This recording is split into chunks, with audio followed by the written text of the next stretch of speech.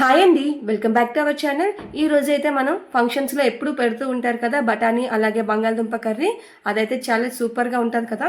ఆ టేస్ట్తోని ఇంట్లోనే చాలా క్విక్గా చేసుకోవచ్చు. ఫస్ట్ మన ఛానల్ని సబ్స్క్రైబ్ చేయండి. దీని ప్రాసెస్ చూద్దాం రండి. ఫస్ట్ నేను ఉడకబెట్టిన బఠానీని తీసుకుంటున్నాను. ఒక 1 బౌల్ ఉడకబెట్టిన బఠానీ అలాగే 2 బంగాళదుంపలు ఉడకబెట్టినవి తీసుకుంటాను.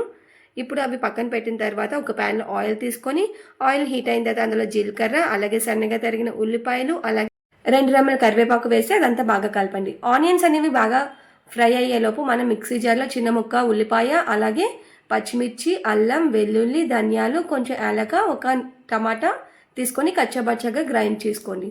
ఇది పక్కన పెట్టుకోండి. ఈలోపు ఆనియన్స్ అనేవి చూడండి బాగా ఫ్రై అవుతున్నాయి కదా. ఇలా బాగా ఫ్రై అయిన తర్వాత ఇప్పుడు మనం గ్రైండ్ చేసిన పేస్ట్ ఉంది కదా అది కూడా వేసుకొని ఒకసారి ఆ పేస్ట్ అంతా బాగా ఫ్రై చేయండి. ఇలా బాగా కలిపిన తర్వాత ఇప్పుడు కొంచెం అందులో ఉప్పు అలాగే కొంచెం పసుపు వేసుకొని అది కూడా ఒకసారి బాగా కలిపి మూత పెట్టి ఒక 2 to 3 మినిట్స్ సిమ్లో పెట్టండి.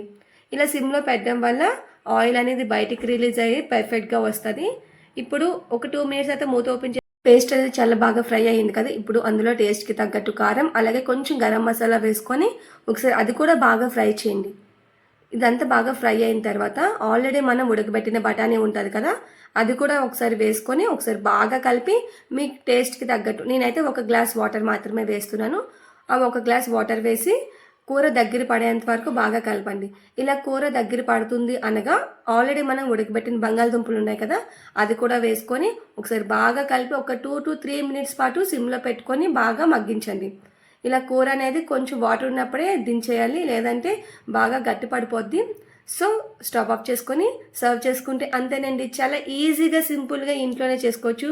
ఏ ఫంక్షన్కి వెళ్ళక్కర్లేదు, ఏ రెస్టారెంట్కి వెళ్ళక్కర్లేదు. ఇలా చేసుకుంటే చపాతీ బగారా రైస్లోకి అన్నంలోకి చాలా టేస్టీగా ఉంటుంది.